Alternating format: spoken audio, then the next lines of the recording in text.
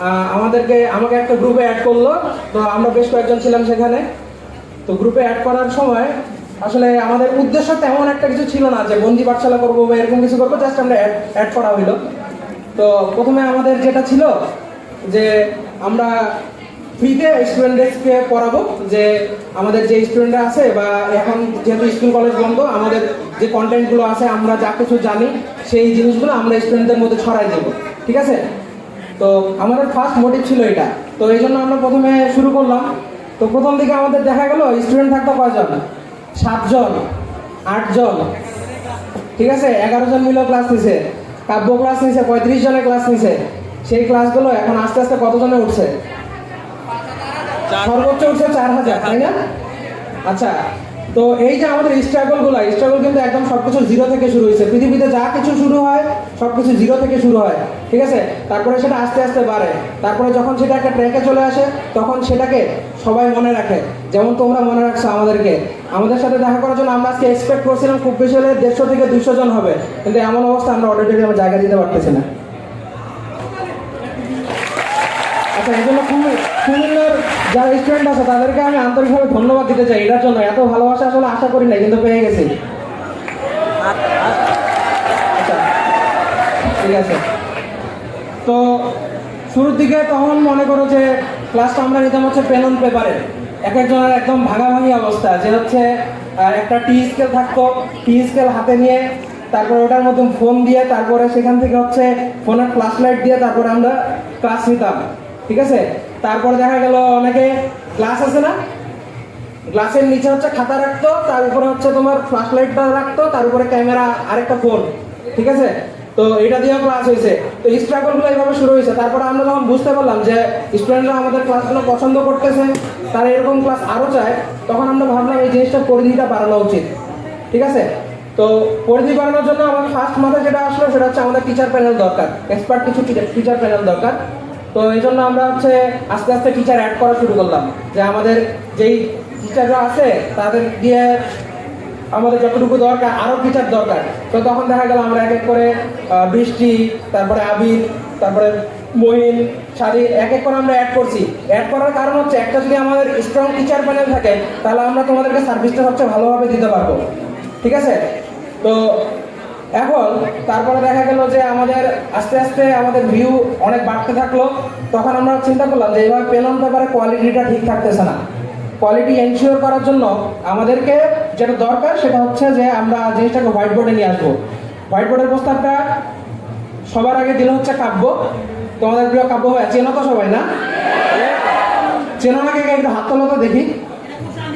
আচ্ছা, সবাই চেনে। ইয়াসিন ভাইকে তো চেনো?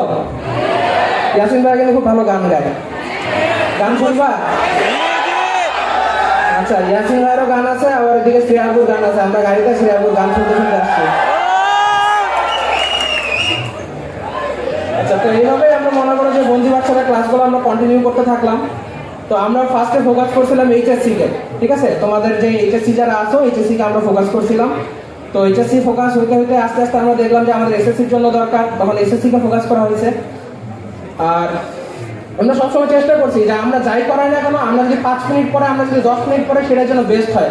আমরা আশা করি যে আমরা এই যতক্ষণই পড়াই না কেন আমরা এই জিনিসটাকে বেস্টভাবে তোমাদের কাছে প্রেজেন্ট করতে পারছি। আমার কথার সাথে যদি তোমরা একমত পোষণ করো তাহলে বন্দি বাচ্চালা বলে একটা চিল্লানি দিতে পারো। বন্দি বাচ্চালা, ধন্যবাদ। সাউন্ড কম হয়। আচ্ছা, উপরে যারা আছো তাদের কি কষ্ট হইতেছে বেশি? হ্যাঁ নাকি না বুঝলাম না, ধরে নিলাম না। আচ্ছা, যাই হোক, তো তারপরে আমরা হচ্ছে কাব্য, আব্দুর রহমান, তারপরে শুভ, তারপরে তোমার ইয়াসিন ভাইয়া, আমরা সবাই মিলে আমরা এই জিনিসগুলো আস্তে আস্তে অ্যাড করলাম। তারপরে কোয়ালিটির জন্য আমাদের হোয়াইট বোর্ডটা যখন আসে গেল তখন আমরা দেখলাম যে হচ্ছে আমাদের লাইটিং দরকার।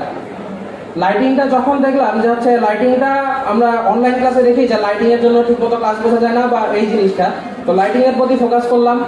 লাইটিংয়ের জন্য দেখা যায় যে আমাদের এক একজন 14টা লাইটের সামনে ক্লাস নেয়। 14টা লাইট, 2টা রড লাইট থাকে, 6টা থেকে হচ্ছে তোমার ওই এনার্জি লাইট, আর হচ্ছে তোমার ওই আমাদের গুডক্সের লাইট আছে, গুডক্সের লাইট থাকে 2 পাশে 2টার মধ্যে আবার 3টা করে 6টা লাইট থাকে। তো এখন খেয়াল করে দেখো যে এই যে এত পরিশ্রমের ফলে কিন্তু আমরা এক সময় এই পর্যায়ে আসছি, ঠিক আছে? তো তোমাদের জন্য আমি আরেকটা কথা বলি যে সবসময় সবকিছু চাইলেই পাওয়া যায় না। তো এই জন্য তোমরা যা কিছু চাও না কেন সবকিছু জন্য প্রথমে দরকার হচ্ছে তোমাদের ইচ্ছা। যেমন আজকের স্টোরিটা বলি, আজকে আমি জেনারেলি একটা প্রাইভেট ফার্মে জব করি। আমি গতকালকে বি শিফট করছি, মানে 2টা থেকে 10টা পর্যন্ত ডিউটি করছি। তো আজকে আমার যেহেতু হচ্ছে এখানে আসার কথা ছিল, তো আমি 10টায় ডিউটি করে ঢাকা চলে আসছি। ঢাকা চলে এসে সকাল 6টার দিকে তারপরে আমি হচ্ছে এখান থেকে আসছি। তো আমার এখানে আসার ইচ্ছা ছিল, কারণ আমি জানতাম যে এত স্টুডেন্টস আছে সামনে, তো না গেলে জিনিসটা স্টুডেন্টদের সাথে কি বেইনসাফি করা হয়, ঠিক আছে? তো তোমরা আসছো, অনেক খুশি হয়েছি আমি আমার বক্তব্য বেশি দীর্ঘ করবো না, কারণ এখানে আসলে অনেকক্ষণ ধরে অনেকে আসো, 10টা টাইম দেওয়া হয়েছিল।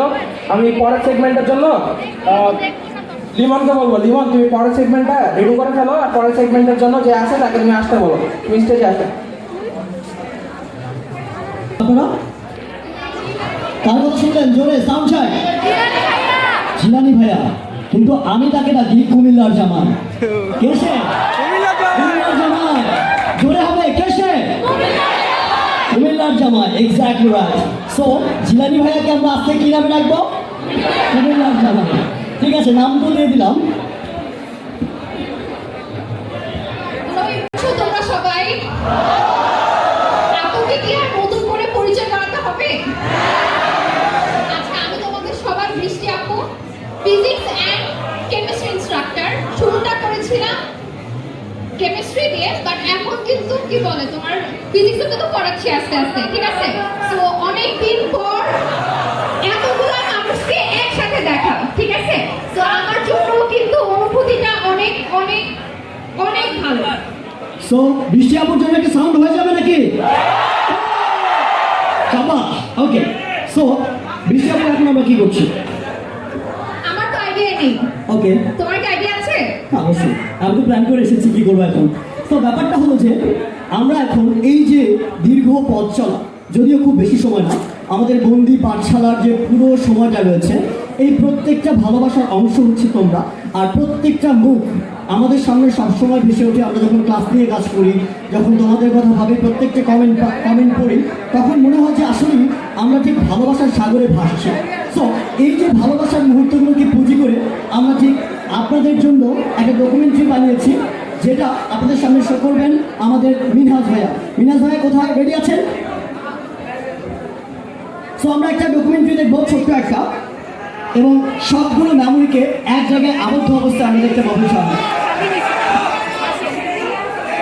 হ্যাঁ, তোমরা এতক্ষণ জিলানি ভাইয়ের কাছ থেকে অনেক কিছু শুনলে, বন্দি পার্সনের হিস্ট্রি, অনেক বড় একটা হিস্ট্রি শুনলে।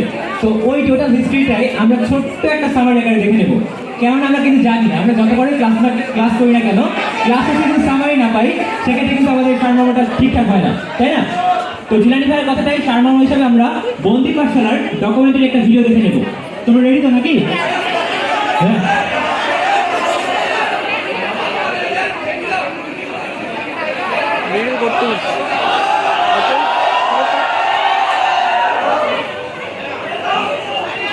লাইটগুলো কেউ থাকে, লাইটগুলো একটু নিভিয়ে দাও।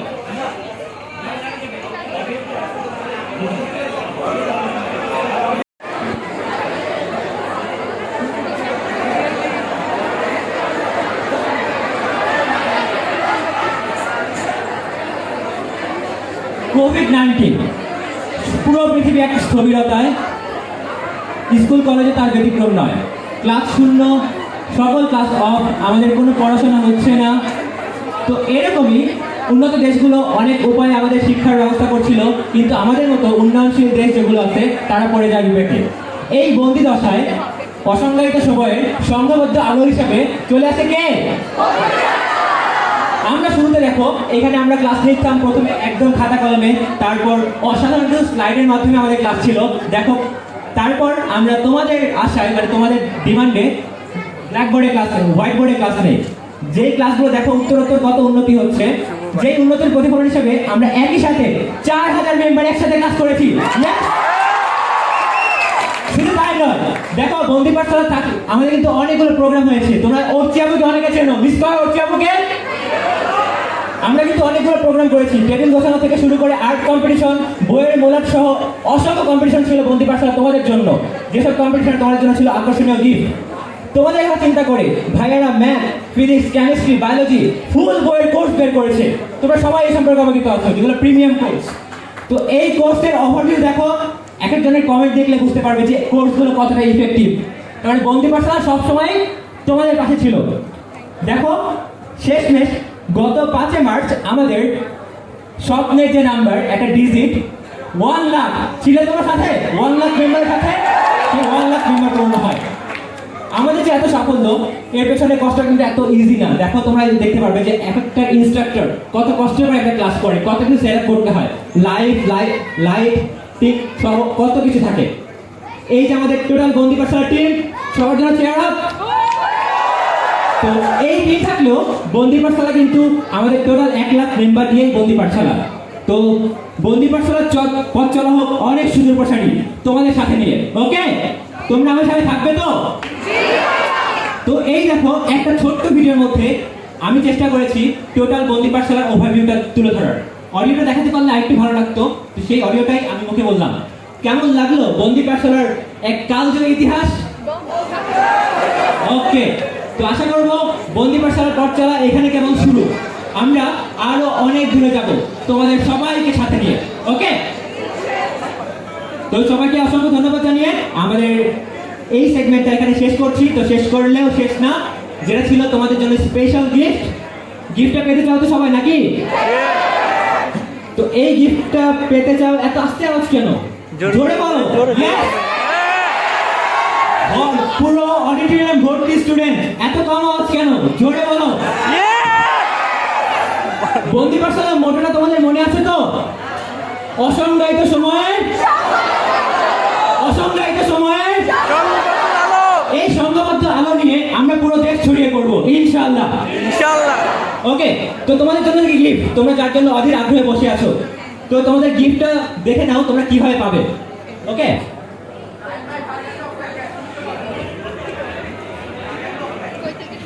স্পেশাল গিফট ফর বন্দি পাঠশালা। বন্দি পাঠশালা মানে স্পেশাল কিছু। এইখানে দেখো সাউন্ড নেই, ওকে, কিছু সীমাবদ্ধতা আমাদের আছে। তো সেই স্পেশাল গিফটটা যদি পেতে চাও, চলো আমার সাথে। কি কি করবে তো? ওকে, তো দেখে নিই আমরা কিভাবে আমরা গিফটটা পেতে পারি। প্রথমে আমরা যাব কোনো একটা ওয়েব ব্রাউজারে, গুগল কিংবা যে কোনো ব্রাউজারে, সেখানে সার্চ বারে যে লিখব www.bondipathshala.net আমাদের ওয়েবসাইট। আমরা পৌঁছে যাব অনলাইনে সেরা প্ল্যাটফর্ম বন্দি পাঠশালার ওয়েবসাইটে। ওকে, তো এই বন্দি পাঠশালার ওয়েবসাইটে ঢুকে তোমাদের প্রথম যে কাজ হবে একটা অ্যাকাউন্ট খুলে ফেলা। যারা যারা অলরেডি খুলে ফেলেছো তাদের জন্য দরকার নেই, যারা অ্যাকাউন্টে তারা অ্যাকাউন্ট খুলে ফেলবে। দেখো এখানে তোমাদের জন্য অসংখ্য কোর্স আছে। তো এই কোর্সগুলো তোমাদের প্রিমিয়াম কোর্স, তোমরা জানো। আমরা যে কাজটা করব, অল কোর্সে যাব। অল কোর্সে ক্লিক করলে আমরা নতুন একটা পেজ পাবো, যেই পেজে তোমরা কোর্সগুলো দেখতে পাবে। এরপর তোমাদের যে কাজটা হবে, স্ক্রল ডাউন করে একদম নিচে চলে যাওয়া, যেখানে দেখা আছে 64 ডিস্ট্রিক্ট কোর্সেস, যেটা তোমাদের জন্য প্রথম গিফট, কুমিল্লাবাসীর জন্য যেটা একটা স্পেশাল মোমেন্ট হবে। সকল জেলার আগে তোমরা এই গিফটটা পেয়ে যাবে। এখানে দেখো ফিজিক্স, ম্যাথ, কেমিস্ট্রি সহ তোমাদের জন্য বন্দি পাঠশালার প্রিমিয়াম কোর্সের ফ্রি কিছু ক্লাস দেওয়া আছে, যেগুলো তোমরা একদম বেসিক থেকে বুঝতে পারবে সব কিছু, একদম ফ্রি ক্লাস সব। তো তোমরা যারা মোবাইল ফোনে ইউজ করো তারা কি বিপাকে পড়ে গেলে? কোনো সমস্যা নেই, আমি দেখিয়ে দিব তোমরা মোবাইল ফোনেও কীভাবে অ্যাক্সেস নিতে পারো। ওকে, দেখো মোবাইল ফোনেও সেম আমরা ব্রাউজারে যাবো, bondipathshala.net ওয়েবসাইটে ঢুকে পড়বো। এরপর দেখো সেম আগের মতোই, অ্যাকাউন্ট খোলা থাকলে ভালো, না থাকলে খুলে ফেলবো। এরপর আমরা যাব অল কোর্সে, মেনু বার থেকে অল কোর্সে গেলে আবার আগের সেম আগের মতো অল কোর্সের একটা পেজ পাবো, যেখান থেকে সেম কেমিস্ট্রির মতো একটা মজার সাবজেক্ট সরিয়ে আনতে সঙ্গে দিতে পারিস না। বাহ, তুই তো খুব পারিস। ফিজিক্সিয়ান আবার আসছে, খুব আমি না পারি। পড়ায় আবার কেমিস্ট্রি নিয়ে কথা বলতে আসছে। আমি না পারি। আমাদের সাথে কিন্তু আরেকজন আছে যে কিনা কেমিস্ট্রি একদম বস, সবাই এখানে জানে। কেমিস্ট্রির মতো একটা রসায়ন, নামের মধ্যে যে রস, তো এই সাবজেক্ট একটা নরমাল নিতে পারিস না। আচ্ছা ঠিক আছে আমি তোর কথা মেনে নিলাম। এখন হচ্ছে আমি কেমিস্ট্রি শিখবো ভালো করে বাসায় যে আজকের পর থেকে, ঠিক আছে? এখন এই যে আমি কেমিস্ট্রি শিখবো, কেন শিখবো? একটা ছোট্ট কারণ, সবার পক্ষ থেকে বলি, তোকে কেমিস্ট্রি একটু গান গাইতে হবে। যদি তুমি একটু গান শোনাও তাহলেই আমরা সবাই কেমিস্ট্রি শিখবো। শোনা, গান শোনা। আচ্ছা, একটা প্রশ্ন জিজ্ঞেস করি, তোমরা কি কেমিস্ট্রি শিখতে চাও? তোমরা চাইলে কেমিস্ট্রি পানি হতে রাজি ভাইয়ার দ্বারা। তো এখন কে আসবে বলো তো? চলো হারিয়ে যাই এয়ার ভাইয়ের সাথে কেমিস্ট্রির গল্পে। কিছুক্ষণ চলো হারিয়ে যাই।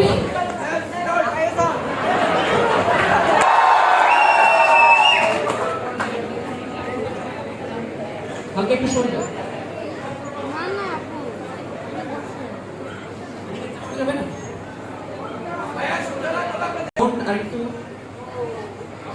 কোনো রেসপন্স দেখি না তো। আজকে কি কিছু শিখতে চাও? এর ভয় আসছে মজা হবে না, এটা কি সম্ভব? শুরুতেই জানতে চাই, আমাদের যখন মূল প্রোগ্রাম শুরু হয়েছিল তার আগে তোমাদের প্রত্যেকে একটা চিঠি দেওয়া হয়েছিল, তাই না? পড়েছে সবাই? বৃষ্টি, আইদিন এবং বিক্ষ গল্পটা কেমন লেগেছে সবার থেকে জানতে চাই। কোন চরিত্রটা সেরা ছিল, বিক্ষ, বৃষ্টি নাকি আইদিন? বিক্ষর অপারেশন কে করেছিল? অপারেশন কে করেছিল? পেট কেটে তো দুভাগ করে দিয়েছিল, তাই না? ওকে, যাই হোক, আজকে আমরা কোনো মোটিভেশনাল কথা আমি বলবো না, বরাবর তোমাদের সাথে আমার পরিচয় লাইভ ক্লাসে এবং একই সাথে বিভিন্ন ওরিয়েন্টেশন প্রোগ্রামে হয়তো তোমাদের সাথে দেখা হয়, এবং একই সাথে কেমিস্ট্রি বিষয়ে মজার মজার থিওরিতে মজার মজার ক্লাসে তোমাদের সাথে দেখা হয়। তো আজকে আমরা একইভাবে মজার 10টির মতো গল্প তোমাদের সাথে শেয়ার করব, এবং নেক্সট 10 থেকে 15 মিনিট আমরা খুবই এনজয় করব, এবং আমার সাথে সাথে তোমাদের সবাইকে এনজয় করতে হবে। রাজি আছি তো সবাই?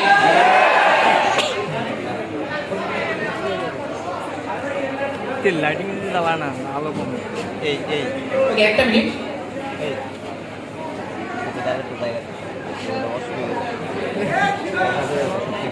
ফ্লোটা অসুস্থ হয়ে যেতেছে গা।